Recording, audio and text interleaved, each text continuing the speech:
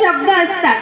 परक्यांनाही आपलंसं करतील असे गोड शब्द असतात. शब्दांनाही कोडी पडावीत अशी गोड माणसं असतात. केवढं मोठं भाग्य असतं जेव्हा ती माणसं आपली असतात.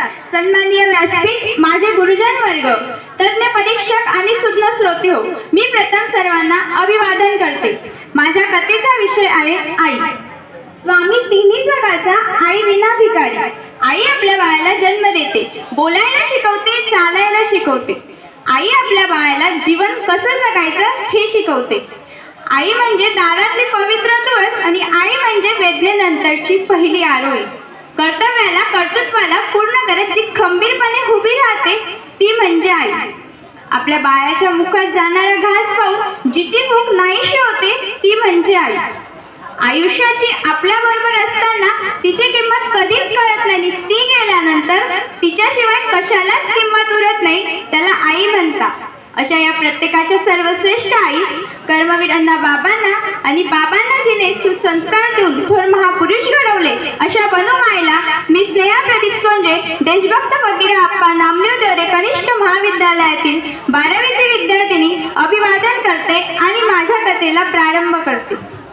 हिरकणी बुरुज आपल्या सर्वांना माहीतच आहे. समोर आव्हाने आली तर एक आई वात्सल्य प्रेमापोटी किती धाडसी कृत्य करू शकते याचे उदाहरण म्हणजे हिरा, ज्याला छत्रपती शिवाजी महाराजांनी हिराच्या शौर्याची कथा जोडली.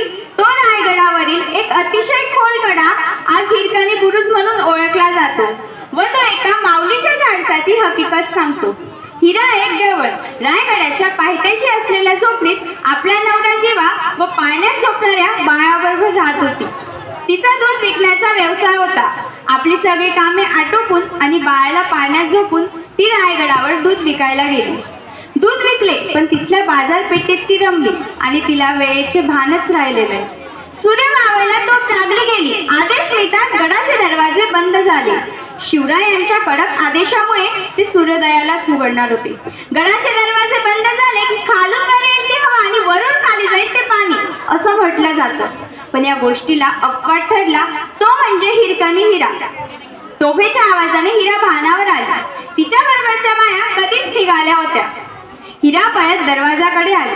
तिथल्या पहारेकऱ्याला हिरा विनवण्या करीत होती. दादा, दार उघडा घेऊ.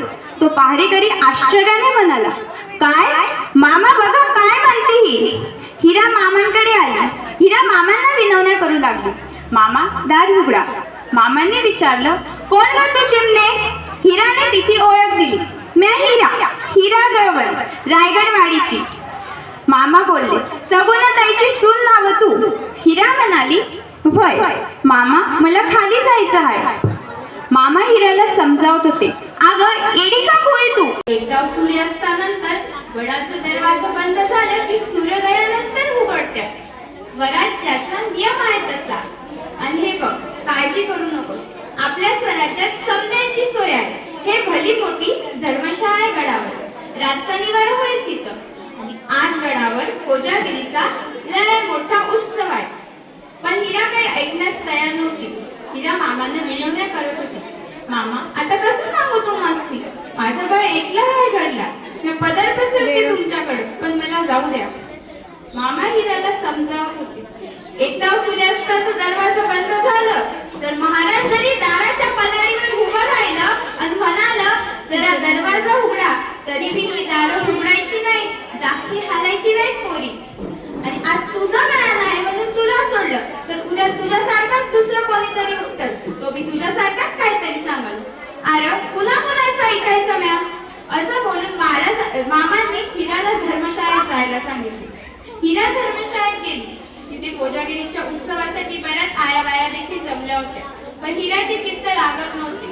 हिरा तिथून निघाली. तिला वाटेत नाना भेटले. हिरा नानांना आवाज देत म्हणाली, नाना, मला खाली जायचं आहे. नानांनाही आश्चर्य वाटलं. सूर्यास्तानंतर खाली? हिरा म्हणाली, होय, माझं बाळ एकला आहे गडला. मी जर रातभर इथे राहिले तर भुकेने त्याचा जीव. तेवढ्यात नाना उद्गवला, अरे देवा, असं झालं वय? पण आई भवानी हाय पाठीशी. हिरानं उत्तर दिलं, आई भवानीला समधीकडे पोचता येत नाही म्हणून तिनं आईला बनवलं. हिराने पारेकऱ्यांच्या खूप विनवण्या केल्या, पण तेही हुकुमाचे ताबेदार होते. तिचं त्यांच्या पुढे काही चालले नाही. भावनेनं अस्वस्थ झाली. तिचं तांदूळ झोपटीत रडत असेल या चिंतेने ती व्याकुळ झाली आणि आपल्या बाळाच्या काळजीपोटी तिने गड उतरण्याचा निर्धार केला. रायगडाचा हा कडा अतिशय खोल, अवघड, निमुळता. अंधार, वारा, पाऊस कशाची तमा न बाळगता ती आपल्या मातृत्वाच्या भावनेनं ओथंबलेली सगळी संकटे सोसून गड उतरून आली आणि आपल्या तांदुळ्याला छातीशी धरून दूध पाजायला लागली. तेव्हा कुठे तिला हायसे वाटले. सूर्योदय झाला. नाम्या नावाचा भाडेकरी म्हणाला, "अरे, रातच्याला ती इथं बसलेली बोट कुठे गेली? तिचा काही पत्ता नाही." दुसरा भाडेकरी म्हणाला, "अरे, गडावरून उतरायला दुसरीकडे कुठं वाट बी नाही. समधीकडे दरी आणि जंगलच." नाम्या म्हणाला, "अरे मर्दा, बाप्या गडाला सुद्धा गडावरून उतरता नाही येणार आणि जर त्यानं प्रयत्न बी केला तर फार त्याचा चेंदामेंदाच होईल आणि तो थेट देखील यमाच्या दरबारातच जाईल. ते काय नाही, हा समजा घडलेला प्रकार महाराजांच्या कानावर घालवायलाच हवा." पहारेकरी दरबारात गेला. त्याने महाराजांना सगळा प्रकार घाबरतच सांगितला. "महाराज, काल सांच्याला पायथ्याच्या वाडीतल्या 5-6 गवळणी दूध विकायला आल्या होत्या. त्यातल्या सगळ्या गवळणी परत गेल्या, पण एक गवळ परत राहिली. लेकुरवाणी होती ती महाराज. खाली जाण्यासाठी विनवण्या करीत होती. पण महाराज, दरवाजा बंद होत म्हणून मी तिला म्हणलं रातपर्यंत बसून राहा, पण महाराज आता ती कुठंच सापडत नाही." महाराज उद्गारले, "अरे, नियम हे शिस्तीत वागण्यासाठी बनवलेले असतात. प्रसंगी माणुसकी सांभाळण्यासाठी नियम हा बदलावा लागतो." हिरा कडा उतरून आली ही बातमी गावात पसरली. सगळे चकित झाले. एवढी शिकोरभर अंधाऱ्या रात्री कडा उतरून आली तर बलाढ्य शत्रूला सहजासहजी आणि दिवसाढवळ्या आक्रमण करता येईल असे विचार महाराजांच्या मनात आले. महाराजांनी आदेश दिला, "जा, त्या माऊलीचा शोध घ्या." हिराचा शोध घेत दोन पहारेकरी तिच्या घरापर्यंत पोहोचले. हिराला आवाज देत ते म्हणाले, "बाई, तुम्हाला महाराजांनी दरबारात बोलवलंय." हिरा पहारेकऱ्यांना सांगतो, "दादा, मान्य करते, पण मला महाराजांसमोर यायला भ्या वाटतो." पहारेकरी रागात बोलला, "महाराजांसमोर यायला भ्या आणि कडावरून उतरताना भ्या नाही वाटला?" हिराने उत्तर दिलं, "अव दादा, ती गोष्ट योगी आणि ही योगी." पहारेकरी बोलला, "हे बघा ताई, आपले राजे काही करत नाही. माफी मागितली की सोडून देतात." हिरा पहारेकऱ्यांसोबत दरबारात गेली. महाराजांनी पुन्हा तिला त्या कड्याकडे नेले. तेव्हा हिराही चकित झाली. नुसतं खाली वाकून बघणंही अशक्य वाटलं तिला. जेव्हा ती उतरली होती तेव्हा अंधार होता. तिला फक्त तिचं तांदूळ बाळ दिसत होतं. आपल्याला बाळाकडे जायचं एवढंच तिचं लक्ष होतं. तो कडा शत्रूला काय पुन्हालाही उतरता आला नसता. हिरानं एवढं धाडस केलं ते फक्त आपल्या चिमुकल्या करता. एक आई आपल्या चिमुकल्या करता किती शौर्य करू शकते हे हिरानं सिद्ध करून दाखवलं. अशा प्रकारच्या शेकडो वाघिणी जर आमच्या राज्यात जन्म घेत तर या वाघिणीचं दूध पिऊन हजारो छावे जन्माला येतील आणि या छाव्यांची डरकाळी ऐकून दिल्लीचं तख्त देखील डळमळायला लागेल आणि आमच्या राज्याकडे वाकड्या नजरेनं पाहावयाची कुणाची हिंमतच होणार नाही." असं बोलून महाराजांनी हिराच्या बाळाला जवळ घेतले आणि तिचा साडी चोळी इनाम देऊन सत्कार केला.